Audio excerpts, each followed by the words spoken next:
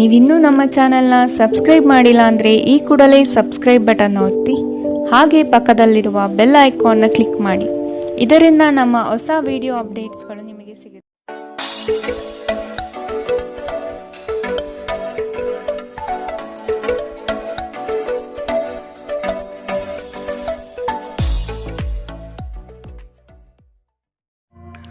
ಮೊದಲನೇದಾಗಿ ವಿದ್ಯಾರ್ಥಿಗಳ ವಿಚಾರಕ್ಕೆ ಬರುವಂಥದ್ದಾದರೆ, ವಿದ್ಯಾರ್ಥಿಗಳಿಗೆ ಈ ತಿಂಗಳು ಸಾಕಷ್ಟು ಅಡೆತಡೆಗಳು ಉಂಟಾಗಬಹುದು.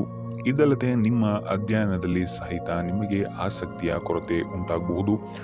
ಇದು ನಿಮ್ಮ ವಿದ್ಯಾಭ್ಯಾಸದಲ್ಲಿ ಹೆಚ್ಚು ತೊಂದರೆಯನ್ನು ಉಂಟು ಮಾಡಬಹುದು. ವಿದ್ಯಾರ್ಥಿಗಳು ಆದಷ್ಟು ಈ ತಿಂಗಳು ತಾಳ್ಮೆಯಿಂದಿರುವಂಥದ್ದು ಉತ್ತಮವಾಗಿರುತ್ತೆ.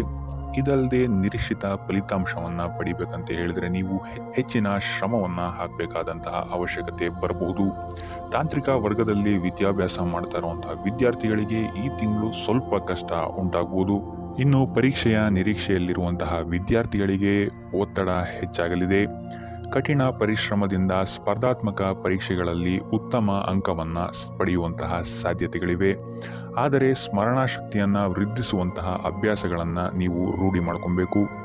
ಕ್ರೀಡೆಯಲ್ಲಿ ತೊಡಗಿರುವಂತಹ ವಿದ್ಯಾರ್ಥಿಗಳಿಗೆ ಈ ತಿಂಗಳು ಅತ್ಯುತ್ತಮವಾದಂತಹ ಫಲ ದೊರೆಯಲಿದೆ. ಒಟ್ಟಾರೆಯಾಗಿ ಈ ತಿಂಗಳು ವಿದ್ಯಾರ್ಥಿಗಳಿಗೆ ಮಿಶ್ರ ಫಲ ಅಂತಲೇ ಹೇಳ್ಬೋದು. ಇನ್ನು ಕುಟುಂಬ ವಿಚಾರಕ್ಕೆ ಬರುವಂಥದ್ದಾದರೆ, ಈ ತಿಂಗಳು ನಿಮ್ಮ ವೈವಾಹಿಕ ಜೀವನದಲ್ಲಿ ಸ್ಥಿತಿಗತಿಗಳು ಉತ್ತಮವಾಗಿರುತ್ತೆ ಅಂತ ಹೇಳ್ಬೋದು.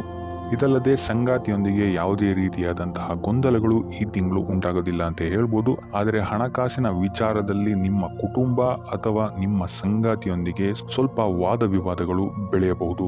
ಆದ್ದರಿಂದ ಹಣದ ವಿಚಾರದಲ್ಲಿ ಸ್ವಲ್ಪ ಗಮನವನ್ನು ಕೊಡುವಂಥದ್ದು ಉತ್ತಮವಾಗಿರುತ್ತೆ. ಇದಲ್ಲದೆ ನಿಮ್ಮ ಮಾತಿನ ಮೇಲೂ ಸಹಿತ ನೀವು ನಿಗಾ ಇಡುವಂಥದ್ದು ಉತ್ತಮವಾಗಿರುತ್ತೆ.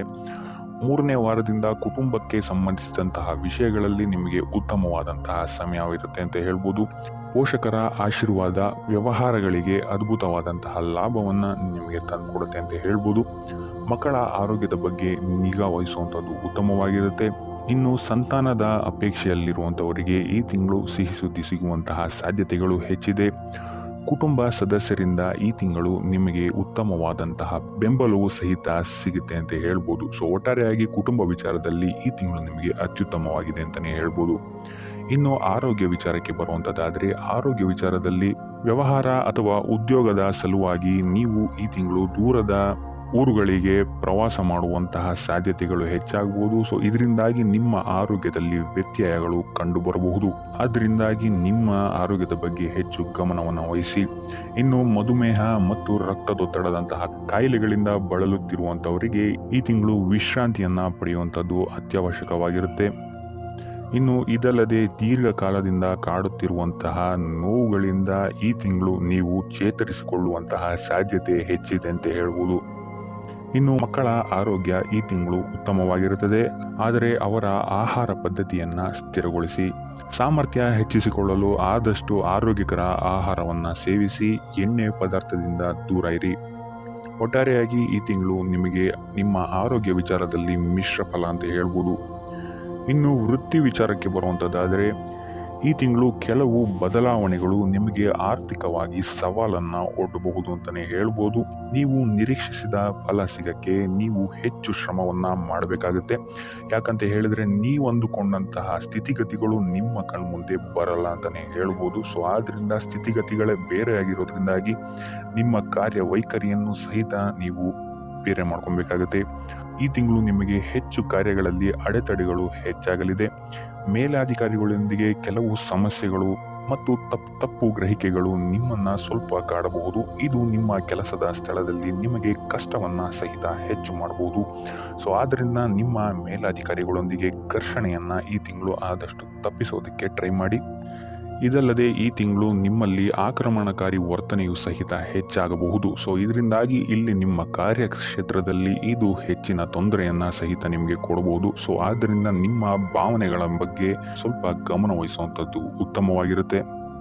ಯಾರೊಂದಿಗೂ ಕಾರ್ಯಕ್ಷೇತ್ರದಲ್ಲಿ ವಾದ ವಿವಾದವನ್ನು ತಪ್ಪಿಸಿ ಆದಷ್ಟು ತಾಳ್ಮೆಯಿಂದಿರಲು ಪ್ರಯತ್ನಿಸುವಂಥದ್ದು ಉತ್ತಮವಾಗಿರುತ್ತೆ. ಇದಲ್ಲದೆ ಖಿನ್ನತೆಯು ಸಹಿತ ನಿಮಗೆ ಸ್ವಲ್ಪ ಕಾಡಬಹುದು. ಈ ತಿಂಗಳು ಆದಷ್ಟು ನೀವು ನಿಮ್ಮ ಸಮಯಕ್ಕಾಗಿ ಕಾಯುವಂಥದ್ದು ಉತ್ತಮವಾಗಿರುತ್ತದೆ. ಸೊ ಆದ್ದರಿಂದ ಒಟ್ಟಾರೆಯಾಗಿ ಕಾರ್ಯಕ್ಷೇತ್ರದಲ್ಲಿ ನಿಮಗೆ ಈ ತಿಂಗಳು ಸಾಮಾನ್ಯ ಫಲ ಅಂತ ಹೇಳ್ಬೋದು. ಇನ್ನು ಹಣಕಾಸಿನ ವಿಚಾರಕ್ಕೆ ಬರುವಂಥದ್ದಾದರೆ ಹಣಕಾಸಿನ ವಿಚಾರದಲ್ಲಿ ಈ ತಿಂಗಳು ನಿಮ್ಮ ಬೆಳವಣಿಗೆ ನಿಧಾನಗತಿಯಲ್ಲಿ ಸಾಗುತ್ತೆ ಅಂತ ಹೇಳ್ಬೋದು. ಹೂಡಿಕೆಗಳು ಮತ್ತು ಹೊಸ ಉದ್ಯಮವನ್ನು ಪ್ರಾರಂಭಿಸುವಂಥವರು ಆದಷ್ಟು ಎಚ್ಚರಿಕೆಯನ್ನು ವಹಿಸಬೇಕಾಗತ್ತೆ. ತಜ್ಞರ ಸಲಹೆ ಸಹಕಾರವನ್ನು ಪಡೆಯುವಂಥದ್ದು ಸಹಿತ ನಿಮಗಿಲ್ಲಿ ಉಪಯೋಗಕರವಾಗಿರುತ್ತದೆ. ಈ ತಿಂಗಳು ಹಣಕಾಸಿನ ಏರಿಳಿತ ಅತಿ ಹೆಚ್ಚಾಗಿರುತ್ತೆ ಅಂತಲೇ ಹೇಳ್ಬೋದು. ಸೊ ಇದು ನಿಮಗೆ ಸ್ವಲ್ಪ ತೊಂದರೆಯನ್ನು ಉಂಟು ಮಾಡಬಹುದು. ಆದರೆ 3ನೇ ವಾರದ ನಂತರ ನಿಮ್ಮ ಆರ್ಥಿಕ ಸ್ಥಿತಿ ಸ್ಥಿರವಾಗುತ್ತೆ ಅಂತಲೇ ಹೇಳ್ಬೋದು. ಸೊ ಇದರಿಂದಾಗಿ ಇಲ್ಲಿ ನಿಮಗೆ ಕೆಲವೊಂದು ಕೆಲಸಗಳು ಕೈಗೂಡುತ್ತೆ ಅಂತಲೇ ಹೇಳ್ಬೋದು. ಸೊ ಭಾಗ್ಯದ ಸಹಕಾರ ನಿಮಗಿಲ್ಲಿ 3ನೇ ವಾರದ ನಂತರ ಸಿಗುತ್ತೆ ಅಂತಲೇ ಹೇಳ್ಬೋದು. ಸೊ ಭವಿಷ್ಯದ ಏಳಿಗೆಗಾಗಿ ಹಣವನ್ನು ಸೇವ್ ಮಾಡುವಂಥದ್ದು ಉತ್ತಮವಾಗಿರುತ್ತೆ. ಯಾಕಂತ ಹೇಳಿದರೆ ನೀವು ಎಷ್ಟು ಹಣವನ್ನು ಸಂಪಾದಿಸ್ತೀರಾ ಅಷ್ಟೇ ಖರ್ಚು ಸಹಿತ ನಿಮಗಿಲ್ಲಿ ಉತ್ಪತ್ತಿಯಾಗುತ್ತೆ ಅಂತಲೇ ಹೇಳ್ಬೋದು. ಸೊ ಆದ್ದರಿಂದ ನಿಮ್ಮ ಹಣದ ಖರ್ಚಿನ ಬಗ್ಗೆ ಹೆಚ್ಚು ಗಮನವನ್ನು ಇಡಿ.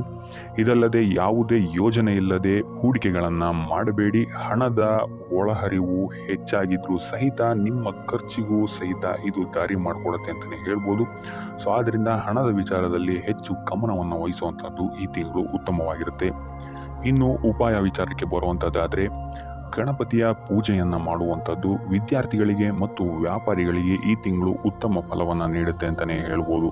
ಸೊ ಇದಾಗಿತ್ತು ಈ ತಿಂಗಳ ನಿಮ್ಮ ರಾಶಿ ಭವಿಷ್ಯ.